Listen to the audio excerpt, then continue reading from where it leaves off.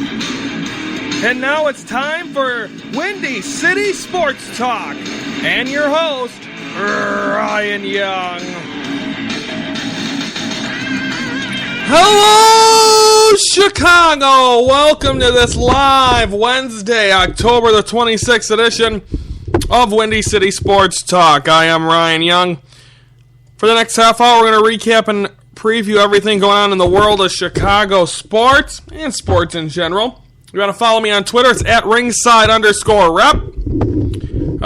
What else we got? We're going to be recapping Game 1 of the World Series, previewing Game 2, and also talking about some NBA that didn't exactly go the way a lot of people thought it would last night on opening night.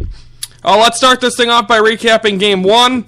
It started off in that first inning. Jon Lester just got out of his rhythm, something we have not seen yet in this postseason.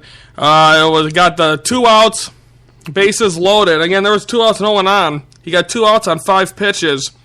Then he gets out, and then he gets 3 guys on. A little dribbler down the line. Not even down the line. In the middle of the infield, 1-0 Indians. Then a hit by pitch on the back of the leg, 2-0. They added another run, then eventually a 2-run homer and all this. So, it was Indians from the get-go. And Lester was thrown out of his game. You saw one time Francisco Lindor was off the base and was going right in front of Lester and then went back, and Lester still did not throw to first. Or back to first to Rizzo. He would have got him a dead duck. So, he's afraid to do it. And the Indians definitely took advantage of that, and he was out of his game from the get-go. From the umpire calls from Larry Vanover to just how everything unfolded in that first inning, it was just not a day to remember for Jon Lester. The offense, if you want to talk positive signs, the offense showed something. Again, the bases loaded, no outs against Andrew Miller. Couldn't get anything in. That was their one chance. That was a 3-0 game at that point. And then after that, and then Schwarber hit one deep that almost went out. So the Cubs showed that they can first off hit Andrew Miller. Even though they didn't score last night, it showed that they could get to Andrew Miller. And then it also showed that these bats aren't going to stay like this. Remember the last time they were shut out? They ended up scoring 18 runs in 2 games. And they won 3 in a row against the Dodgers. So, the bats are going to come alive. Cleveland was full of momentum last night. They're going to come in there with that same momentum tonight. I just think you don't have just a bad break for the Cubs last night, and the Indians take Game 1. The Cubs did definitely have their opportunities, like I said, offensively, but Lester just wasn't. That was not the Jon Lester we have seen in the playoffs. And hopefully, I believe he would pitch again in Game 4, maybe, because again, people keep forgetting about Lackey. But he might start Game 5 against Trevor Bauer, if there is a Game 5, Sunday night. So, now you put that in perspective, Cubs lose. It's not panic time yet, or really at all, because the Cubs have only once in these playoffs lost back-to-back games. The Indians have only lost 1 game overall. And after they lost back-to-back games, they put 3 in a row and shut up the Dodgers. So you come out, there's no panic, I don't think. There shouldn't be. I've listened to numerous sports shows today, and no one is worried about the Cubs. The Indians did what they're supposed to do last night, and that is win with their ace, Corey Kluber, because he's the guy they depend on. They need him in Game 1, Game 4, and Game 7. Well, that's 3 games. You got to win 4. This is the same kind of thing that happened with Kershaw, and luckily the Cubs were able to get to Kershaw. Now, if Kluber pitches again in Game 4 or Game 5, his next start will be in Chicago. It'll be a different atmosphere there. I think that's part of what got to Clayton Kershaw on Saturday. So I think the Cubs right now still have the little advantage. The bats are going to wake up, and their rotation is better from 2 to 4 than the Indians. I don't know if the Indians have a 4. You got to face Trevor Bauer tonight, and then you got to go up against Josh Tomlin Game 3 in Chicago, which is going to be a raucous atmosphere considering it's the first World Series game at Wrigley Field since 1945. So I don't think you panic. Even if they come out, and I said this, even if they lose tonight, you don't panic. You're down 2-0.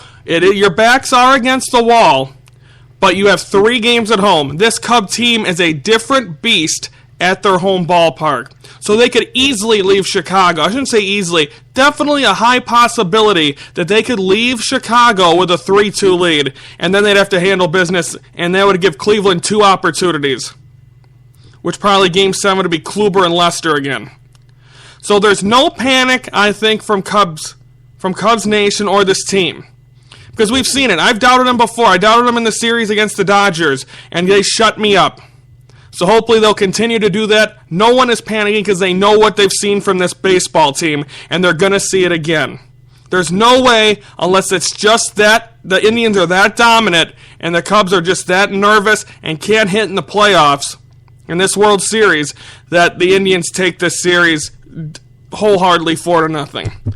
The Cubs are going to put up a fight. They put up. I think Indian fans got a little quiet. I'm going to get on Indian fans in a little bit, but it's that inning with Andrew Miller, bases loaded, no outs, up by 3. You guys were worried, and you're like, oh boy, here comes the Cleveland. Because just like Chicago, Cleveland knows how to blow it. 1997 World Series walk off. Not what you want to do. So so that's that. Cleveland fans, apparently, I've listened to a lot of circuits, and about people that are from Chicago, have told that apparently a lot of Indian fans were very cocky last night. I mean, you could see behind home plate the Yahoo. Isn't that what they call their mascot? Or that's Wahoo. But anyway, has the 86 and 2003 choke and the curse and yada yada. And hello, do you realize you're the Cleveland frickin' Indians? What have you guys done? And apparently, and one personality from Chicago, because obviously a lot of them, if all of them are in Cleveland, because it's not even a 2-hour flight.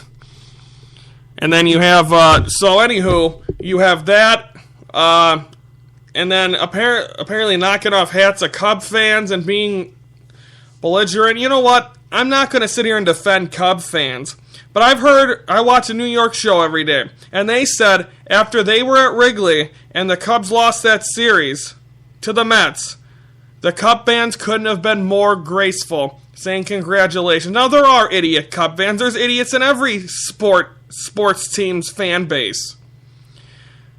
But they have it's 1-0.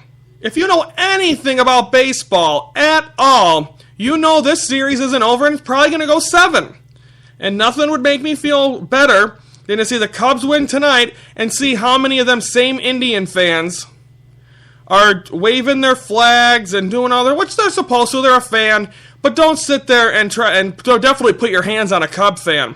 Because apparently Dave Kaplan was saying today that a Cleveland Indians fan ran up on their set because the Cubs postgame, they do it outside of Progressive Field in Cleveland. So, I mean, people were acting a little obnoxious last night. So I think they better just tone her down a notch. Even if you're up 2-0, still 3 games in Chicago. Just pipe down. And if you can prove to do through all that, then you guys deserve. Maybe it is the Indians' year. So be it. Then congratulations, because this is a team that seems to be destined this year. And if they have to go over the hurdle, the best team in baseball, then they deserve it. And I said the same thing about the Giants. I didn't say the same thing about the Dodgers. But that's the way it goes. And I'm not sugarcoating it, because obviously I'm going to be disheartened if they can't pull this out. But my team, for the first time in my lifetime, and it hasn't been long because I'm only 25, my team is in the World Series. I'm embracing it. Nervous as heck last night. I had my sister and Brandon over. I'm nervous as hell, but still couldn't believe it when it said World Series Cubs. Yeah, it's finally sunk in. My team is one of the final 2 teams left in baseball and playing in the World Series. And I can't put that into words. So I'm honored to be able to have my team still alive on October the 26th. Honored. And if it doesn't happen, well, guess what? Look what happened a couple of years ago. I compare it with the Kansas City Royals. With the Kansas City Royals, what they did, they were able to go out and they got to the World Series and lost to the Giants. They came right back the next year and won it all. This team won 103 games without Kyle Schwarber. Half a year pretty much without Jason Hamill. This team is dangerous. They're still dangerous in this series, but they are a dangerous team from here on out. This might be Cleveland's one opportunity to win a World Series. This is not a one-time thing for the Chicago Cubs. I told my dad that this is definitely a stretch, but you can almost mark me on these words. I feel this Cub team, they stay together for 5 to 7 years, this team could be a dynasty, which is 6 championships. Now, I'm putting the cart way ahead of the horse because they haven't won one. But this is a team that's going to be there every year. There's no really threat in the National League Central for the next couple of years. Cardinals are there. Pirates will bring up the thing, or give them a run, and I guess the Cardinals will too. Brewers are rebuilding, and the Reds are a train wreck. So the Cubs, if they can take care of their own division, will be back here next year. And I think, the Hayward thing's not working out. We'll give you the lineup in a minute. So I really think right now, you gotta be, and I think that's why Cub fans are taking this so good down 1-0, is because they know that if it isn't this year, and I said that yesterday, I don't want to go through all this next year with the 1908 and the GOAT and the cat. Well, apparently the GOAT is dead. Well, he's dead anyway. But it's dead because the guy said in 1945, and I thought this was in 1908, but it was in 1945, the guy at the GOAT said they will never make it to a World Series again. Well, they're in one. So the GOAT thing is done. So now you focus on you're there and enjoy it. Like I said, this might be the Indians' only chance. The Cubs have an amazing chance. So let's see if this happens. They're down 1-0. Don't put on the panic button yet, but Arrieta needs to step up tonight. And we'll be previewing Game 2 in just a little bit. But that's my take on Game 1. Indian fans, don't be too cocky. That's the first, and a week ago today, the Cubs were in this same exact boat. They were down a game. It was 2-1. Now it's 1-0. They were down a game. The world was coming to an end. They won 3 in a row. Let's see that again. Because if the Cubs want to win it at Wrigley, they need to win, or have a chance to win it at Wrigley. They got to win tonight, and then that city's going to be loud no matter what. It's going to be electric around Wrigley, no matter whether they're down 2-0 or it's tied. Mike and Mike are going to be at the Cubby Bear on Friday, so the media's going to be there. It's going to be fun. I'm glad I didn't decide to go to Cleveland, because I was debating whether to go maybe games 1 and 2, not to go to the games, but to go down to Cleveland. And I'm glad I didn't, because it sounds like their fans are a bunch of snobs. And then last night was their night. The Cavs were able to come out and play great basketball, dominated the Chicago Knicks, and ran away with it. And last night was just Cleveland's night. Cleveland does not get many nights in sports. So let them have last night. Best night in Cleveland probably in forever. Now it's time to get back to reality. You're facing the best team in baseball. Let the Cubs, I think there was some jitters, but I think now you don't worry about that anymore. You gear it up, you play hard, you do your thing, and this is going to be a fun series. No one thinks this is going to be a 4-game sweep, except probably the Indian fans, which you deserve to because you're up 1-0. Keep it going. And then people saying Francisco Lindor, which I'm a fan of, was acting cocky. He was not acting cocky. He was being a supporter and a fan of his team. He did those great 3 hits last night. Great job. Keep it up. Actually, don't keep it up. One night was good. So the Cubs lose game 1 6-0. Remember, they lost. The last time they lost 6-0 was that game a week ago yesterday. And they won 3 in a row. The stars are aligning. Let's see this team bounce back, do their thing, and head back to Chicago 1-1. Now, will the rain get in the way? there's been reports that it looks like the reason with pushing this up, there should be enough time to get these games in, get these games and get this game going, and have it play in full, because you don't want to lose your starter. You lose your starter, that's going to be a problem. Because that would suck if they play 3 or 4 innings, have a long rain delay, and you lose your second starter. And that hurts the Cubs more than the Indians. And worst case scenario, they play the game tomorrow, they don't have an off day, and you go through the 3. It's not like baseball players aren't used to it. They get 2 to 3 off days a month. Maybe even 1 sometimes. So don't keep on that. So Cubs lose 6-0. Game 2 we're going to preview in a little bit. Talk a little basketball. The Cleveland Cavaliers, of course, opened up with their ring ceremony. They did everything early for everyone to get excited for the Indians game 1 of the World Series, and they played well. They dominated. Derrick Rose and Noah. The Chicago Knicks lose 117-88. LeBron had 19 points, 11 rebounds, 14 assists. First night for opening night, they win triple-double, excuse me. And the Cavs have something to prove. They want to win another one. And who's going to stop them in the East? The East is unbearable. Now, I think for some reason, I think Dwayne Wade and I think the Bulls have a slim chance to be at least in the top 3 or 4 teams, which would possibly mean a second-round matchup with them. But we'll see how that goes. Bulls open up tomorrow night. We'll talk about that on tomorrow's show. But I think a statement for the Cavs, and you figure this, and now the Knicks got to be thinking, oh boy, here we go. Well, Bulls have seen this song and dance before. Yeah, you have Noah, and the thing is Carmelo Anthony's still not passing the ball. So you're thinking that all these guys, they pay all this money, and you have Porzingis, and then you have Derrick Rose and Joakim Noah. They're used to a pretty friendly passing team in Chicago, being Rose and Noah. And Carmelo Anthony's just going to be the guy that just sit there and take the ball and do whatever he wants with it. So let him be. But I don't think it's going to work in New York. Especially when you bring all these guys in and you still have a ball hog. So the Knicks lose to the Cavs. Then the game, I didn't find out till this morning, and really kind of took a lot of the headlines away from the Cubs losing, which I'm okay with, is the Warriors lose by almost 30, it might have been 30, to the Spurs. I mean, what a game by the San Antonio Spurs. Tim Duncan retires. It's Manu Ginobili and Tony Parker. They go out. They play an exceptionally great game. They nail it, and they played very, very well. And they beat a team that, of course, it does take. And usually it takes a year for this team to remember the Heat the first year. They didn't win the championship that first year. They lost to the Mavericks. So there's a very strong possibility that it might take a year for this team to gel.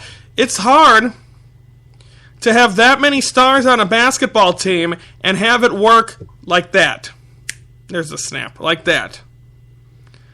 So the Warriors are starting to become a hated team in the NBA. The Cavs are with LeBron. So, these two teams go to an NBA Finals again. You got to still give the advantage. Do you give the advantage to the Cavs? I don't know. So I don't think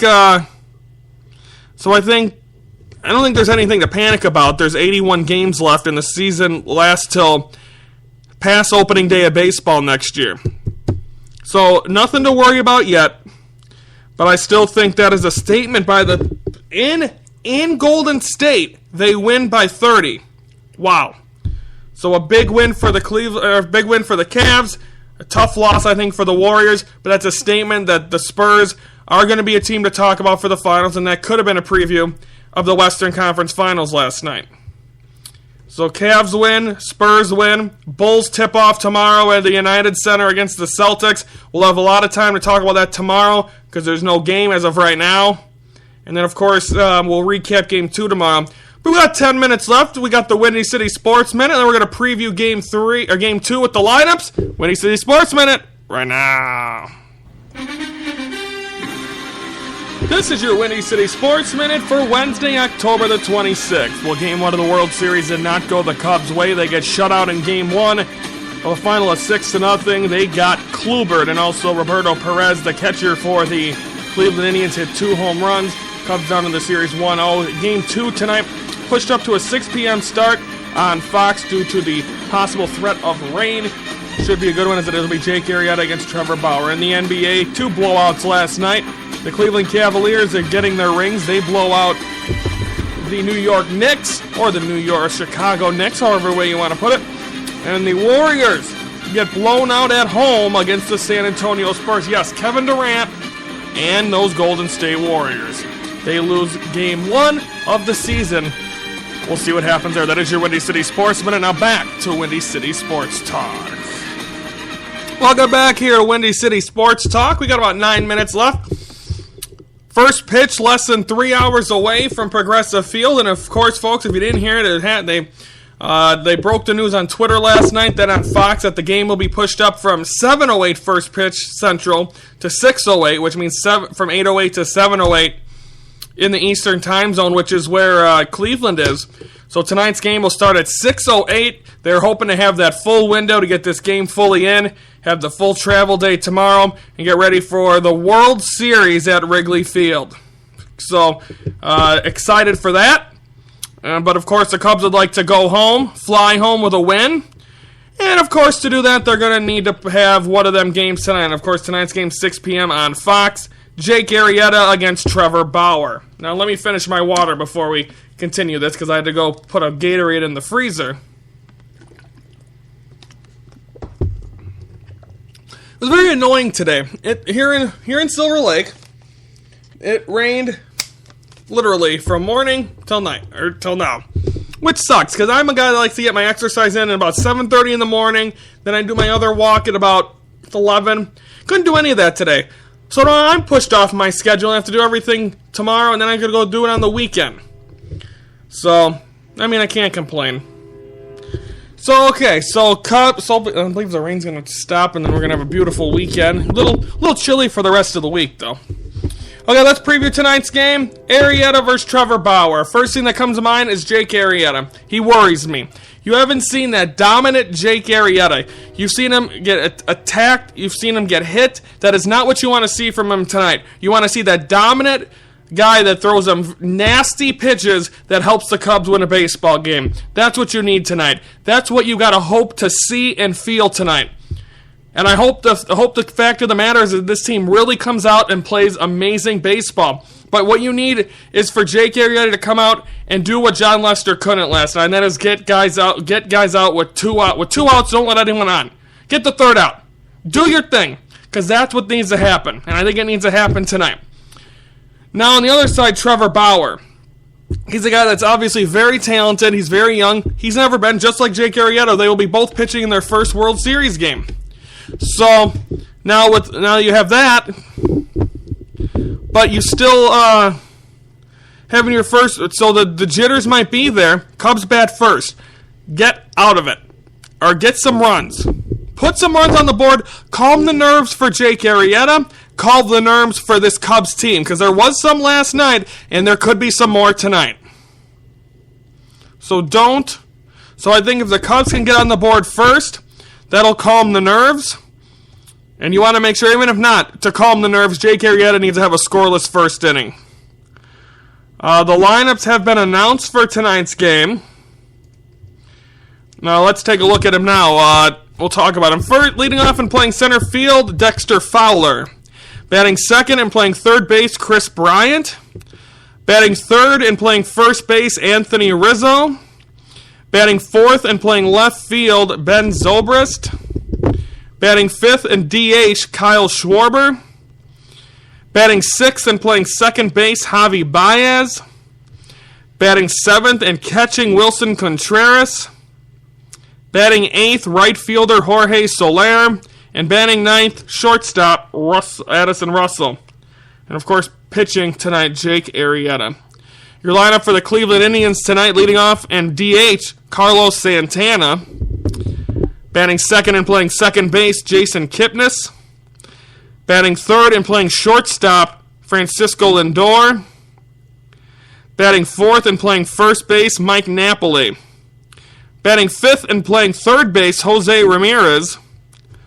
Batting 6th and playing right field, Lonnie Chisenhall. Batting 7th and playing left field, Coco Crisp. Batting 8th and playing center field, Tyler Nyquin. Batting 9th, catcher Roberto Perez. That's batting 9th. And then the pitcher, Trevor Bauer. Matchups between these two teams. For the Indians against Jake Arrieta, the best average, and again, the most anyone's seen him is Mike Napoli. 8 at-bats, batting .250. So he's 2 for 8. 500 through 6 at-bats for Rajai Davis, who's not in the lineup tonight. And then on the other side, only, 1, 2, 3, 4, 5, 6, 7, 8 guys have seen Trevor Bauer, which these two teams went to interleague play last season. Bryant's got a .333, so he's 1 for 3. Dexter Fowler's 200 batting average and 5 at-bats, so he's 1 for 5. 167 and 6 at-bats for Miguel Montero. 3 at-bats for Addison Russell. Ben 667.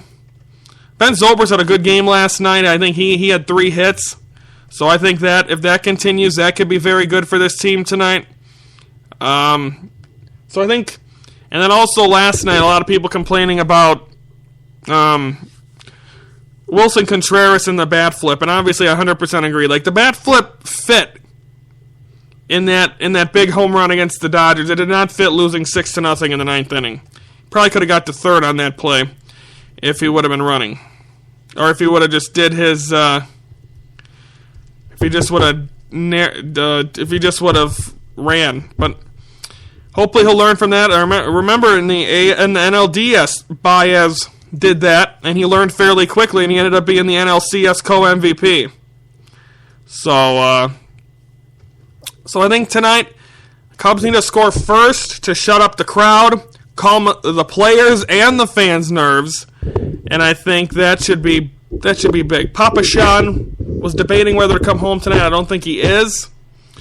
He'll be home for games 3, 4, and 5, and then he'll decide what's happening next week. So Papa Sean won't be home again tonight. I think I'm going to be watching the game with my mom, which tends to worry me a little. So I think this should be fun. Looking forward to it.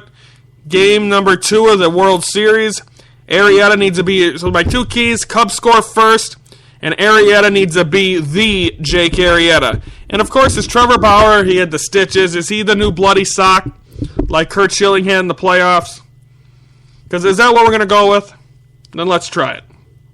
Because I think it shall be interesting to see what happens and see if they can get to him. Because again, he's young.